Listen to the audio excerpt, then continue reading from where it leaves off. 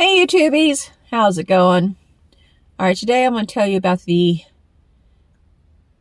angel dog. It's the only way I know how to describe it. Okay, Anthony and I got married in 1997. April 24, 1997. Well, in 2000, I left his butt because he was oftentimes like an angry drunk,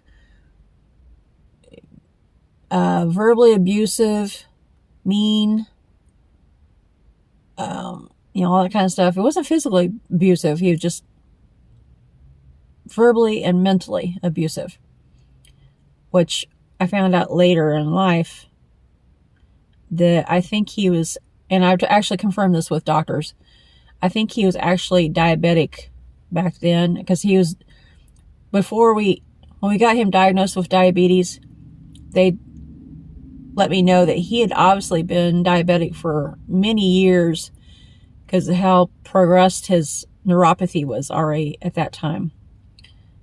He got diagnosed with diabetes in 2012. So he had obviously been diabetic for quite a long time. And when his blood sugars got high, but half the time he'd be as sweet as could be and funny and everything, like he oftentimes is.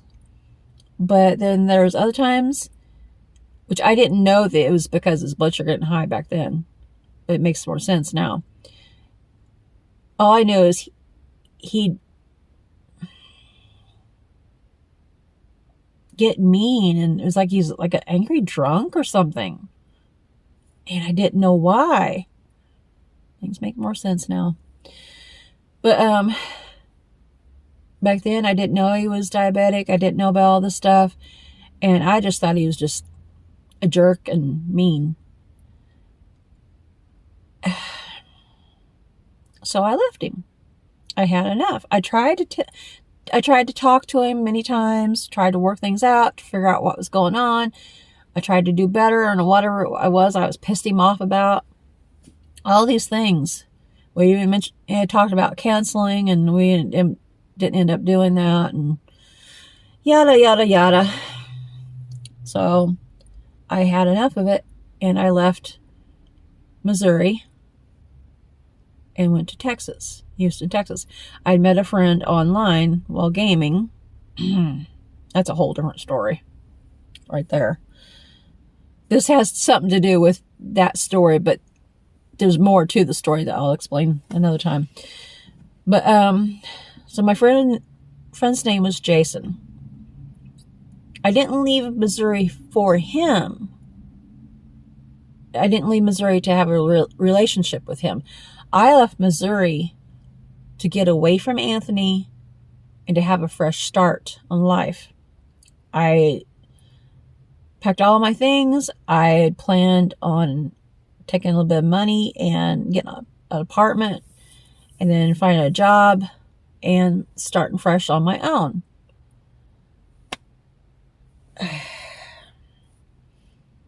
I mean, when I say I packed my things, I packed my car. Let's put it this way. The whole front seat and floorboard were full. The whole back seat and the floorboard were full. The trunk was completely full to the point it wouldn't even close. I had a bungee cord it shut. And I had a big old bamboo, those dipped chairs. I can't even think of the name of it. Had that strapped to the roof of the car. And I mean, I literally had rope spider webbed everywhere. I had the windows partly down on both sides, and I wanted to make sure it was secure, okay? So I could take it with me, because I wanted it to be in my new apartment. I had plans of using it as one of many things to decorate my apartment with. Anywho, long story moving forward. I got to Texas, homeless for a couple weeks because things did not go as planned at all. I had a horrible time. It's traumatized me ever since. There's so many things that have happened there. Oh, yeah. That is part of why I have a lot of issues that I have now. Doesn't help any that Anthony was a contributing part of a lot of those issues too. I have trauma from that as well. I have trauma upon trauma upon trauma upon trauma upon trauma, which is why I have actually been diagnosed with CPTSD because of a whole lifetime of traumas. But, so yeah, got there, things didn't go plan. I was homeless for a couple weeks until Jason talked to a couple of his friends, and a black couple, like, no, first it was a Mexican couple that let me stay, well, basically 2 nights in their apartment. And then they kicked me out because I was hitting the streets every day trying to find a job, and I was there even when I was homeless. And I had a heck of a time finding a job. I couldn't find anything because I didn't have any skills at that time. So they kicked me out, and then he hooked me up with a black couple of his friends. And after like a week, or I think it was like 2 weeks or something like that, they kicked me out. And like I said, even with them, I was hitting the streets daily. I put in so many applications at so many different places, but because I'm guessing because I didn't have skills, or because I was new to the area, from moving from Missouri to Texas. I don't know what the deal was, but I couldn't find a job to save my life. Well, eventually, Jason ended up moving me in his house with his wife and son, which, oh my God, that was a nightmare. I'm going to hint on just a little bit of what happened in that situation, but I'll tell the whole story in a different story. But while living there, I had to, take all my stuff out of my car to put into his garage so I could actually get around better to all these job sites and stuff I was trying to apply for. Well, while living with them, I had to sleep on the couch because they didn't have a spare bedroom. It was just the 2 bedrooms, one for them, Jason and his wife, and one for their son, which was like 7, I think, at the time. I wasn't allowed to use the shower in the house. I had to go out to the garage and use the garden hose to shower. You talk about cold water. Well, everything that was going on in my life at that time, trying to find a job, trying to figure out where to live, since I obviously didn't plan things out very well to have enough money for an apartment. I never lived on my own, so I didn't know. I think I only went with like $500. That went quickly because like the first couple of nights that I even got to Texas, I had to live in a motel. But anyway, fast forward. I eventually did find a part-time job at Kroger's in the deli department. And I got a part-time job at a pizzeria that was, I don't know if they were foreigners, but I can't remember. I think they were Indian or something. Like, East Indian. I hated that job because I couldn't understand them. They didn't speak English.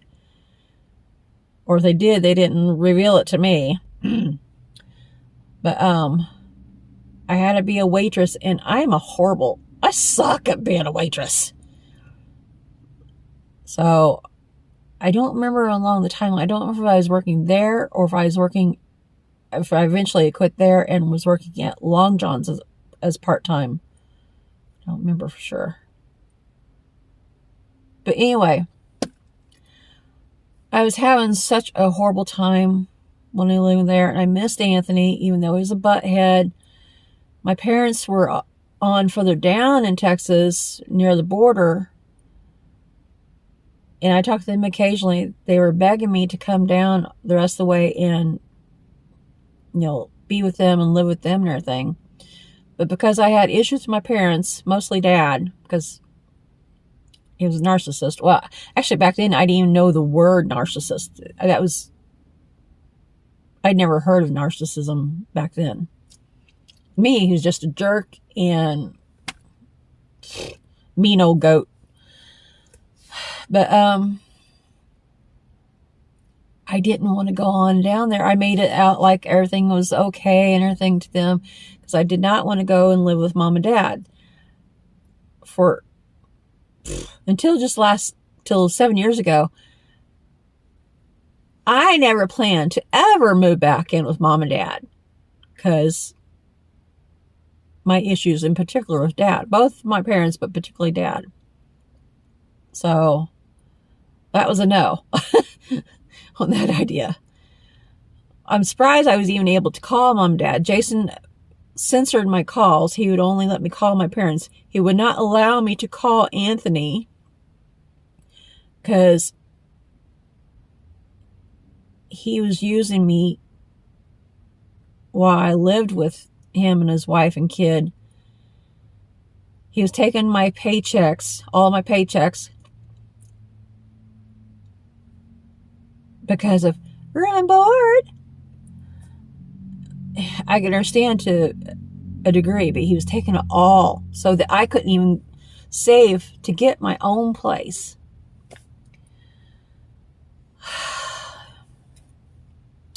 Give me a second. And also, while I was there, he was forcing me to have sex with him because of living under his roof as payment.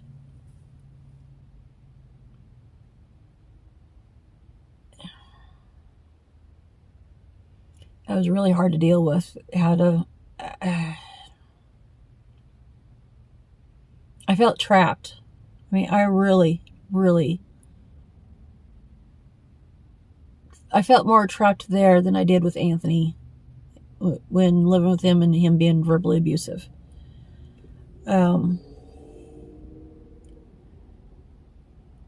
So moving forward, all this impacted my mental well-being. So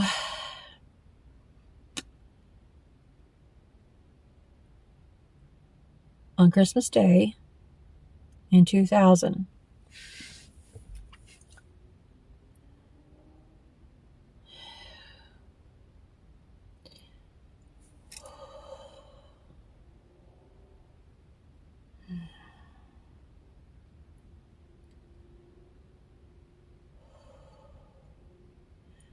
Christmas Day 2000, I pulled into an empty, oh my gosh, hang on.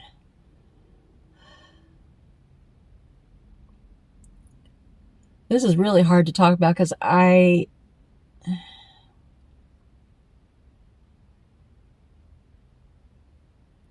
held back on some of these stories I'm telling you guys. I've held back on telling the full details to anybody for all these years. I've not even told my therapist.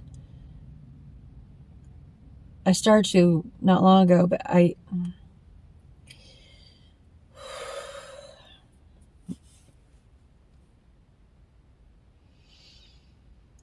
Vicky, breathe. Everything's okay. You're safe. You're not there in Texas. You're safe. You're safe. You're safe. You're safe.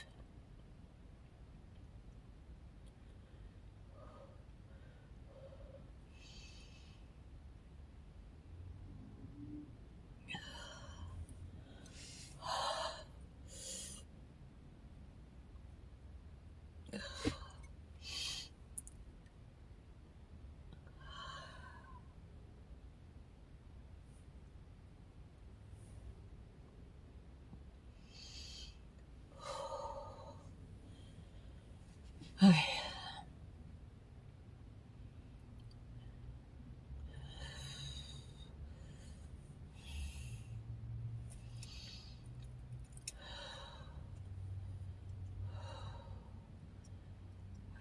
Come on, you're safe. You can do this. You can do this. You can do this.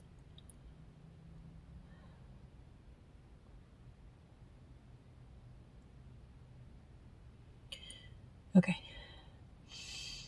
December of 2000, because of everything that was going on, I was extremely depressed. Understandably so, because everything going on. Felt trapped, couldn't go nowhere, had no money because Jason taken all my money, forced to do things that against my will, wasn't allowed to call Anthony. So on December 2000, I pulled into a empty parking lot at Walmart. I don't know what Texas is. This was in Houston, Texas, by the way. I don't know what Houston, Texas is like now in December's, but back then it was a little bit humid that day, a little warm. So I'm guessing that that's why I pulled into the empty parking lot. I had both windows open, but it was still muggy. It's like I couldn't get enough air. So I opened my driver's side door all the way open. I reached in my purse. Previously, I had worked at a Casey's General Store. I hadn't worked there for very long. I worked at Casey's General Store as a pizza cook. And before I quit to go to Texas, I snagged a metal box cutter.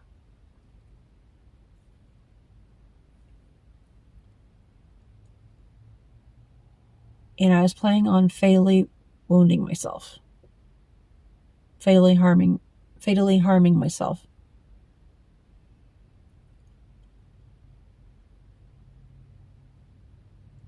I was crying. I couldn't hardly see anything because I had so many tears in my eyes as I held that box cutter and had the blade out. I was preparing to fatally wound myself. And about that time,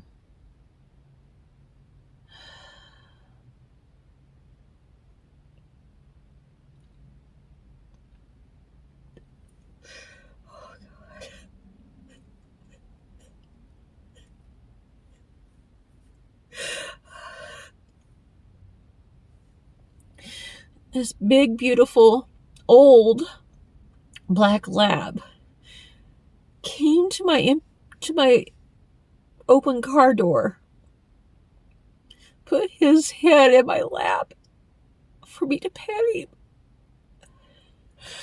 Oh my God.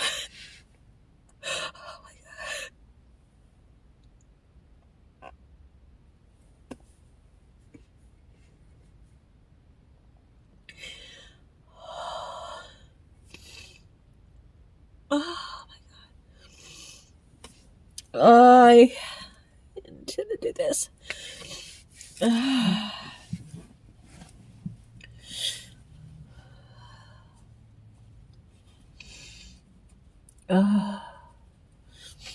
He put his head in my lap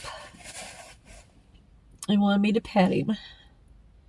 I got tears all over my brand new pretty sunglasses.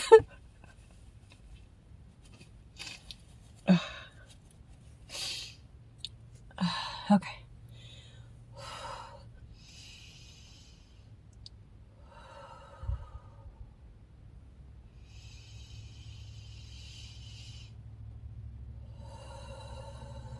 Breathe, Vicky, breathe. You are safe. You are safe. You are safe. You're Anyway, he put his head in my lap and wanted me to pet him. So naturally, because I love animals, I mean, I think I love animals, to be honest, more than most people. Not all people, but more than most people. He put his head in my lap and he wanted me to pet him, and he looked up at me with those big, beautiful brown eyes. As I was bawling, of course. And then I was bawling even more because, like, oh. So I put the box knife down on the passenger seat because I was fearing after I got done petting him, I was going to continue. That was the plan. So I put the box knife down and I started petting him. And I pet him for maybe 5 or 10 minutes. I'm not sure exactly. One moment here, please. And then I happened to stop petting for just a moment. I don't know why. I don't remember what happened or why I stopped petting him.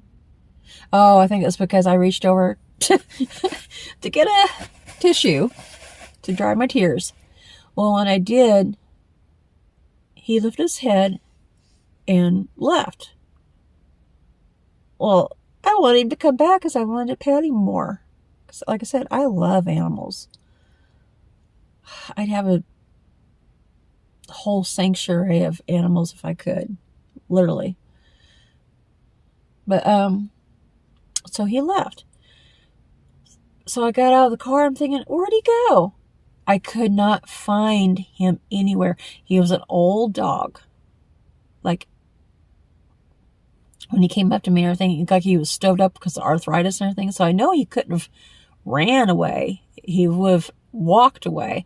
And this was in the middle of the parking lot. And it was one of those super centers. And it was big. The parking lot was big. There was no other cars in the parking lot but mine. So here I am, getting out of the car, looking for this dog. I actually went around the car twice, looked under the car and everything. I scoured the entire parking lot. Nowhere to be found. This dog just disappeared. I am not kidding. I am not exaggerating. I wasn't on anything except for depression. This dog disappeared. But then I realized he stopped me from doing the deed of fatally harming myself. So to this day, I don't know if any of you guys believe in angels or guardian angels or angels unaware and things of that nature. But still to this day, I think that dog was an angel in disguise. Because what else could have been? I mean, it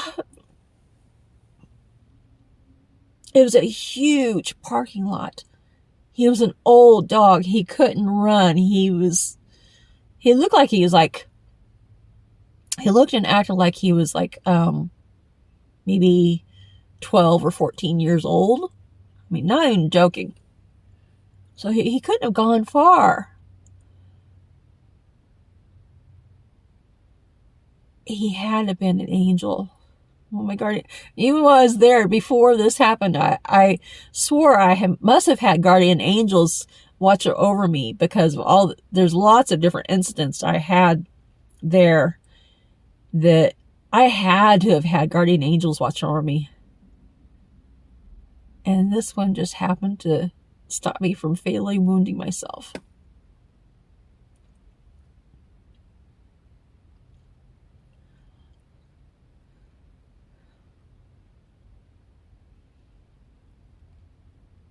I don't know how else to explain it. But I am so thankful for that dog. Because when I got back in the car, I put the box knife away, dried my tears, went back to Jason's because I had to go I think I had to get ready for work that day or something. Was working at Long John Silver's.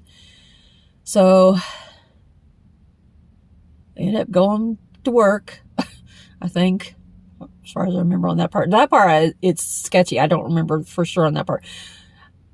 Before that, I remember, like I said, the dog. But after that, it's like everything's fuzzy.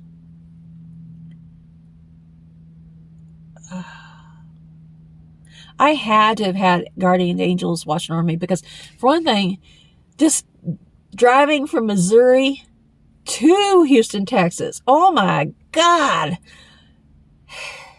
I'm directionally challenged. Back then, didn't have a GPS. I had a paper map.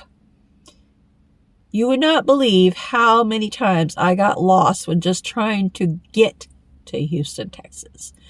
I got so... It was like,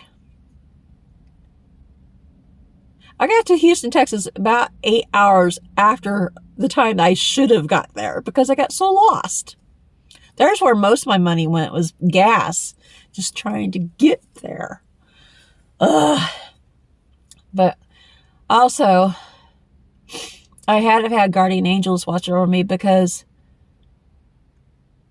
there were a couple times I accidentally got into some sketchy neighborhoods, some Hispanic neighborhoods. Nothing against Hispanics. That's not what I'm saying. But the ghetto, like areas where a lot of crime happens and you can get hijacked, carjacked easier and all this kind of stuff. Also, I happened to stop at a gas station one day. Innocent me, not knowing any better. I found out later that I should have done this. But innocent me stopping at a gas station in one of these sketchy neighborhoods. And Mexican guys, walking past me and looking me over and everything and all this kind of stuff. And here I am with my map out on the hood of the car, letting the whole world know that I'm lost. So yeah, I had to have guardian angels look over me, and that particular angel seriously saved my life. I am so thankful to that dog, to that angel.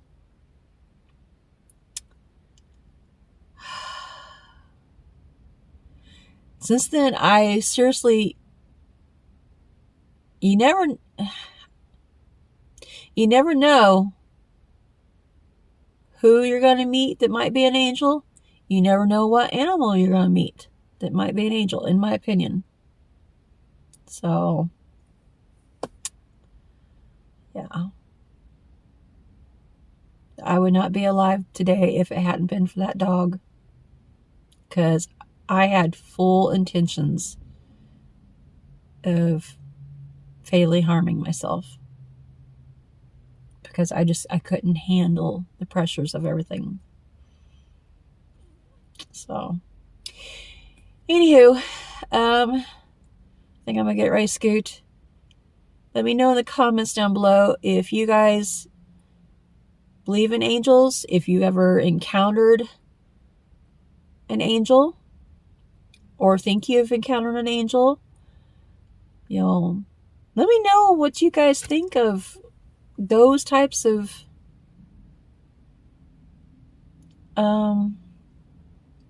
what's the word? I don't even know what the word. Those types of things. So, anyway, let me know that.